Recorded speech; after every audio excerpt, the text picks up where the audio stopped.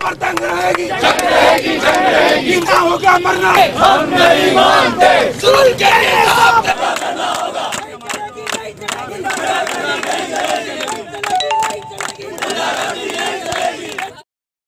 अवां खे अहम ख़बर ॾींदा हलूं त पाकिस्तान स्टील मिल मां मुलाज़िमनि जी जबरी बरतरफ़ी ख़िलाफ़ एहतिजाजी मुज़ाहिरो कयो वियो आहे। जी नाज़रीन, अवां खे अहम ख़बर खां आगाह कंदा हलूं।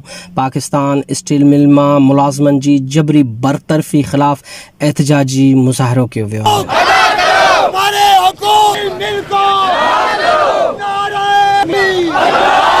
इन सिलसिले में असां राब्तो कयो आहे पंहिंजे रिपोर्टर अहमद हुसैन हुलियो साहब सां। जी अहमद हुलियो साहब, असांखे आगाह कंदा हलो एहतिजाज जे बारे में। जी, वफ़ाक़ी हुकूमत पारां कल्ह हिकिड़ो नओं ऐलान साम्हूं आयो त स्टील मिल मुलाज़िमनि जंहिंमें 9,350 मुलाज़िमनि जो तइदादु ॿुधायो वञे थो, उन्हनि खे 18 अरब रुपया ॾेई घर भेरो कयो वेंदो। तंहिंखां पोइ इंसाफ़ लेबर यूनियन CBA पारां एहतिजाजी मुज़ाहिरो अॼु 3 बजे मंझंदि शाम जना गेट जे साम्हूं रखियो वियो।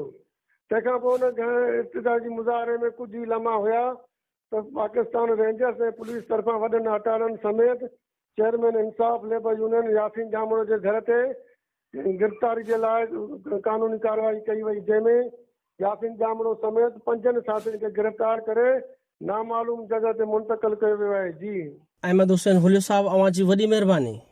करना होगा।